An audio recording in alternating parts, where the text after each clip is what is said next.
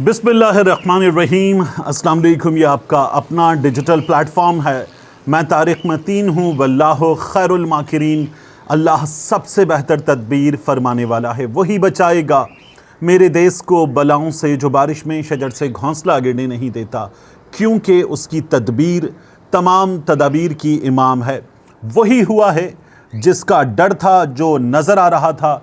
मैंने कल रात की वीडियो में आपसे पूछा और इसके अलावा ट्विटर पे आपकी राय मांगी थी कि मुमकिना तौर पर कब फजलुर रहमान साहब के ख़िलाफ़ FIRs की भरमार वाला सीन होने वाला है, क्योंकि इससे पहले हमारे यहाँ ऐसी बात जिसने इतना स्टर किया हो वो FIRs के बग़ैर चली जाए, ये होता नहीं है।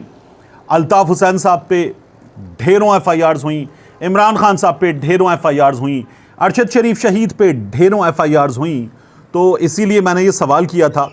फजलुर रहमान साहब पर FIR वाला मामला शुरू भी हो गया है और नहीं भी। क्या हुआ है ये मैं अभी आपके सामने रखूँगा। रिक्वेस्ट आपसे, तारिक मतीन 2.0 सब्सक्राइब कीजिए। यहाँ इस चैनल पर भी सब्सक्राइब भी कीजिए। जब आप सब्सक्राइब करते हैं तो जो बेल का आइकॉन है उस पर ऑल पे टैप कीजिए, क्लिक कीजिए और कमेंट कीजिए। जो लाइक करते हैं लाइक कीजिए, जो डिसलाइक करते हैं डिसलाइक कीजिए। जो लाइक नहीं करते हमें कमेंट करके बताइए क्यों। This is really really needed to us. अब इस वीडियो के मौज़ूआत, एक ताहिर अशरफी साहब, अल्लामा ताहिर अशरफी साहब बुरी तरह से आप दीदा हुए, रोए, क्यों रोए, इसकी भी बात करेंगे। डॉक्टर आकाश कराची में जो साउथ में कत्ल किए गए, उनके कातिल गिरफ्तार हुए हैं, क्या पता चल रहा है ये भी मैं आपको बताऊंगा। अदालत के लिए बहुत बड़ी खबर है। और इसके अलावा PIA जो बेच दी गई, वहाँ से भी हमारे सामने बहुत बड़ी खबर आ रही है। सबसे पहले बात कर लेते हैं PIA की, ताहिर अशरफी साहब का रोना और फजलुर रहमान साहब के ख़िलाफ़ FIR, उसकी बात इसके बाद करेंगे। देखिए, ये आज एक्सप्रेस ट्रिब्यून की स्टोरी है और हमारे ऐवान बाला में कायमा कमेटी से जो इत्तलात आ रही हैं उसके बाद ये स्टोरी हमारे सामने आ रही है। स्टोरी में लिखा हो गया है, बड़ी दिलचस्प लाइन से, the 14.2 billion rupees some is ₹4 billion more than the ₹10 billion cash.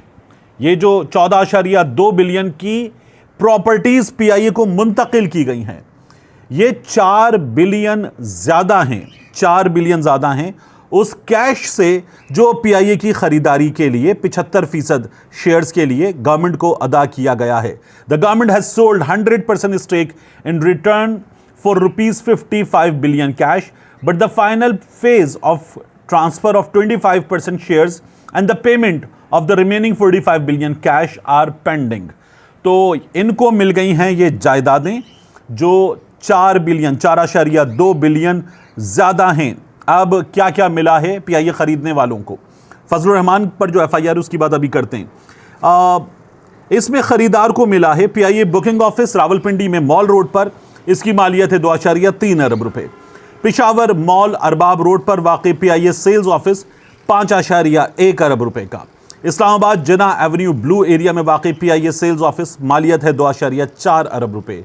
Quetta शाराय हाली कैंट में वाक़ PIA सेल्स ऑफिस, मालियत है तकरीबन 84 करोड़ रुपए। बैरून मुल्क मुंतकिल जायदादें, ये जोली मार्केट, जोली मेकअप 3 कफ परेड, फ्लैट नंबर 52, तीसरी मंजिल, मालियत है 11 करोड़ 25 लाख भारतीय रुपए। फिर उसके बाद नई दिल्ली की नारायण मंजिल, इसकी 5वीं और 6ठी मंजिल, मालियत है इसकी 12 करोड़ 19 लाख 20 हज़ार भारतीय रुपए। फिर नेदरलैंड एम्स्टरडैम में मालियत है 21 लाख रुपए प्रॉपर्टी की। फिर उसके बाद नेदरलैंड में ही मालियत है प्रॉपर्टी की 7,50,000 यूरो, 21 लाख यूरो, 7,50,000 यूरो। और एक और प्रॉपर्टी है नेदरलैंड में, इसकी मालियत है 5,83,000 यूरो। उज़्बेकिस्तान में प्रॉपर्टी, एक प्रॉपर्टी है जिसकी मालियत है 4 अरब उज़्बेकिस्तानी सोम, उनकी करेंसी में 4 अरब उज़्बेकिस्तानी। फिर न्यूयॉर्क में Scarsdale residence number 55 Saxon Woods Road, मालियत 17 लाख अमरीकी डॉलर। ये हुआ है रूजवेल्ट होटल, खुदा का शुक्र है कि वो नहीं दिया गया साथ में, वो अभी उसकी निजकारी होना बाकी है। और इसी तरह से स्टोरी ट्रिब्यून की ये बताती है कि जो डिस्कोज हैं, डिस्ट्रीब्यूशन कंपनीज बिजली की, इनकी निजकारी अभी होना बाकी है। ये PIA का मामला हुआ। अब मैं आपको बताऊं कि मौलाना फजल रहमान का मामला क्या है। देखिए, मौलाना फजल रहमान साहब के केस में उन पर गुजरांवाला में मुकदमे के इंदराज की दरख्वास्त मंजूर हो गई है। यानी जब आप दरख्वास्त देते हैं पुलिस को कि इस पर FIR करो, पुलिस नहीं करती, तो फिर आप गालिबन 22A के तहत आप जाते हैं अदालत, और अदालत से कहते हैं कि दरख्वास्त दर्ज की जाए। तो अदालत ने मंजूर कर ली है दरख्वास्त। मंजूर कादिर भिंडर एडवोकेट, उन्होंने दरख्वास्त दायर की और दरख्वास्त में कहा गया कि पाकिस्तान में जो सियासतदान इक़्तिदार में होता है उसके लिए फ़ौज अच्छी और इक़्तिदार ना हो तो वही फ़ौज बुरी होती है। मौलाना ने फ़ौज के ख़िलाफ़ हतकामेज़ ज़बान इस्तेमाल की। मज़ीद गुजरांवाला में मुकदमे के इंतराज की दरख्वास्त में एडिशनल सेशन जज फैसल जमील ने मौलाना को 28 जुलाई को तलब कर लिया है।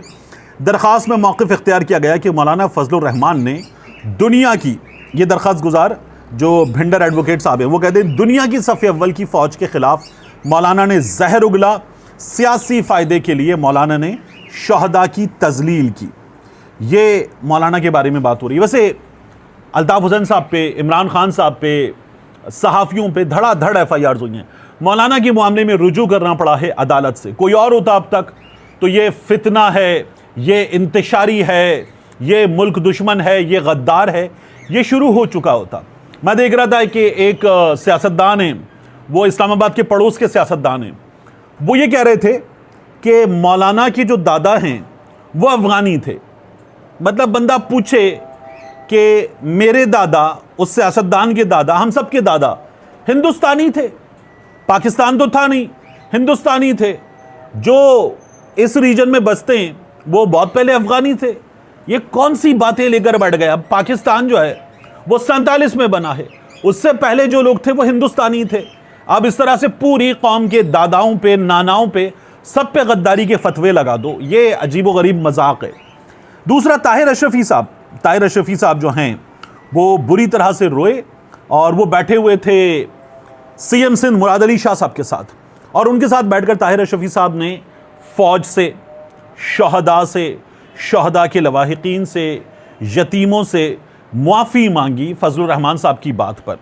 और फजल रहमान साहब को ये बात नहीं करनी चाहिए थी, उन्होंने बात की। सभी ये बात कर रहे हैं। शहदा के हवाले से जो बयान है वो नहीं आना चाहिए था, इन अल्फाज में नहीं आना चाहिए था। ये बात सब ने कर ली, इससे कोई भी डिसएग्री मेरा ख्याल है नहीं करता। लेकिन इस्टेब्लिशमेंट हमारे यहाँ मुदाखलत करती है, हाँ करती है।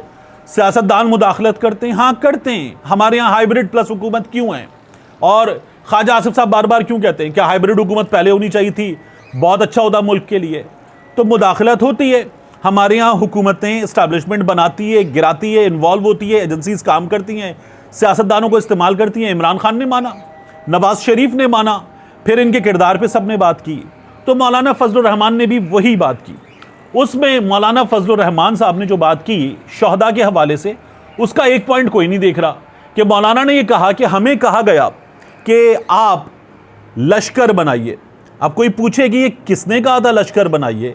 क्योंकि लश्कर अगर दहशतगर्दों से लड़ेगा तो दहशतगर्दों से लड़ने की जिनकी जिम्मेदारी है, जिनके बारे में बात कर रहे हैं मौलाना, वो फिर क्यों लश्कर क्यों बनाएं? तो मौलाना साहब ने इस तनाजुर में बात की थी। शहदा के हवाले से जो अल्फाज का इस्तेमाल था उस पर इत्तेफाक के गलत हो गया और मौलाना के ख़िलाफ़ अभी पहली FIR की बात हो रही है। ये बहुत मुमकिन है कि हम उनके ख़िलाफ़ मज़ीद FIRs होती हुई देखें। लेकिन मौलाना की जमात जो है वो इस पर डट गई है, और ये होता है ना कि कुछ भी गलत नहीं कहा, तो वहाँ मौलाना की जमात खड़ी हुई है। और मौलाना साहब जिस तरह से साथ साथ रहे हैं सिस्टम में और सबके साथ रहे हैं, तो बहुत आगे जाए बात मुझे मुश्किल लगता है, लेकिन बात आगे जाएगी, बहुत आगे शायद ना जाए, क्योंकि मौलाना वैसे भी कश्मीर के मामले में भी इस वक्त एक रोल प्ले कर रहे हैं और सीनियर सियासतदान हैं। देखते हैं बनता क्या है। इसके बाद मामला डॉक्टर आकाश का, ये कराची में साउथ में कत्ल कर दिए गए 3 तलवार के नज़दीक। इनके कातिल पकड़ लिए गए हैं और DIG साउथ कराची में असद रज़ा साहब वो कहते हैं कि डॉक्टर आकाश का वाक़या साउथ में डकैती के दौरान कत्ल का पहला वाक़या था। और उनका ये कहना है कि गिरफ्तार मुलजमान का ताल्लुक भी हिंदू बिरादरी से, रैकी की गई और रैकी करके उनके पीछे आए लूटने वाले उनको। और प्रेस कॉन्फ्रेंस करते उन्होंने बताया कि सीसीटीवी फुटेजेस की मदद से ही मुलजमान तक हम पहुंचे, सेफ सिटी समेत दीगर कैमरों की मॉनिटरिंग होती रहती है। और डीआईजी CIA मुकद्दस हैदर, उन्होंने ये बताया कि रवां साल डकैती के दौरान कत्ल के 85% केसेस हमने हल किए हैं। इन वाक़यात में मुलजमान गिरफ्तार भी हुए हैं। तो जहां पुलिस पे तनकीद ड्यू, वहां ड्यू, जहां इस वाक़े में फौरी तौर पर इन लोगों को पकड़ना, तो पुलिस की तारीफ़ भी बनती है कि पुलिस ने ये एक बड़ा काम किया है और जल्द पकड़े हैं कातिल, अच्छी बात है। लेकिन काश के कराची को हम अमन दे पाएं। कराची में दहशतगर्दी के वाक़यात भी होना शुरू हो गए और उससे पहले जो लूट मार और लूट मार में शहरियों को कत्ल करने का मामला है, ये वाक़यात नहीं रुक रहे। बहुत बहुत बड़ा मसला है। आखिरी चीज़ इस वीडियो में जो मुझे आपके सामने रखनी है, बहुत ही इंपॉर्टेंट है। हमारी अदालत से ख़बर आ रही है, ऐसी ख़बर कि पढ़कर बंदा सोचे कि मैं भी अदालत में होता। देखिए, हमारी अदालत में आरिफा नूर साहिबा ने आज ये स्टोरी पोस्ट की। ये फ़ैसला हुआ है कि जुडिशल स्टाफ को जो सरकारी गाड़ियां हैं वो ख़रीदने का मौका दिया जाएगा। लाहौर हाई कोर्ट ने पंजाब की मातहत अदलिया के जजेस को सरकारी गाड़ियां इंतहाई कम कीमत पर ख़रीदने की इजाज़त देने की एक स्कीम मुतारिफ़ करवाई है। इस स्कीम के तहत होगा क्या, 2000 अदालती अफसरान मुस्तफ़ीद होंगे। पहले से जो इस्तेमाल में मौजूद गाड़ियां, ये यूज्ड गाड़ियां हैं। 2,50,000, 2.5 लाख से 3,50,000, 2.5 लाख से 3.5 लाख में गाड़ी खरीद सकते हैं। कौन कौन सी गाड़ियां इसमें? Suzuki Alto, Toyota, Honda city, Corolla, ये खरीद सकते हैं आप। कौन कौन खरीद सकेगा? डिस्ट्रिक्ट एंड सेशन जजेस, एडिशनल डिस्ट्रिक्ट एंड सेशन जजेस, सीनियर सिविल जजेस, फैमिली जजेस, जुडिशल मैजिस्ट्रेट्स, खुसूसी अदालतों के जजेस, इंसदाद दहशतगर्दी अदालतों के जजेस, एहतिसाब अदालतों के जजेस, बैंकिंग कोर्ट्स के जजेस, स्पेशल कोर्ट्स FIA के जजेस, इंसदाद मुनशियात अदालतों के जजेस, कस्टम्स कोर्ट के जजेस, लेबर कोर्ट्स के जजेस। हाँ नहीं, अभी और हैं।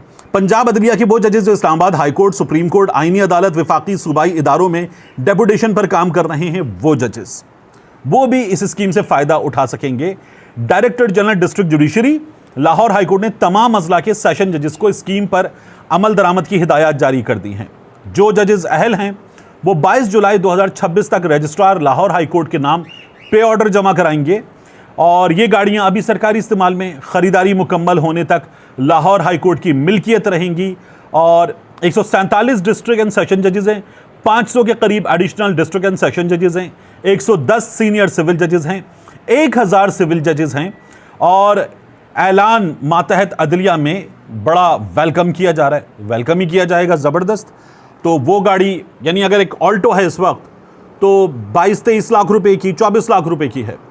फिर उसके बाद अगर एक अदद Suzuki Alto, Toyota, Honda city, Toyota Corolla, Honda city, Toyota Corolla, ये गाड़ियां इस वक्त अगर यूज़ में बहुत पुरानी ना हो तो 40 लाख रुपए की गाड़ी है, 45 लाख रुपए की गाड़ी है।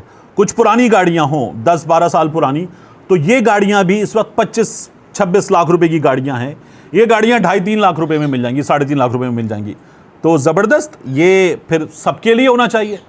बात यह कि इसके बजाय ये गाड़ियां अगर दे दी जाएं प्रॉपर्टी डीलर, रेंटे कार वालों को कि वो ख़रीदें और ऑक्शन में आ जाएं या आम शहरी आ जाएं, तो ये गाड़ियां बिकेंगी मार्केट प्राइस पर या मार्केट प्राइस से कुछ कम पर। मान लीजिए 40 लाख वाली गाड़ी 35 लाख में बिक जाए या 24-25 लाख वाली गाड़ी 18-20 लाख में बिक जाए, तो बहुत बड़ा फ़ायदा है कौमी ख़जाने को। लेकिन जिस तरह से ये अंजाम दिया जा रहा है उसमें कौमी ख़जाने का कौन सोचेगा? इस मुल्क में कौमी ख़जाने का कौन सोचेगा? सरकारी मुलाजमीन, उसके अलावा आला अफसरान, ताकतवर अफसरान, सब कुछ उनके लिए है। एक आम आदमी के लिए मुझे लगता है कि कहीं भी कुछ भी नहीं है। मिलते हैं इंशाअल्लाह आपसे अगली वीडियो में।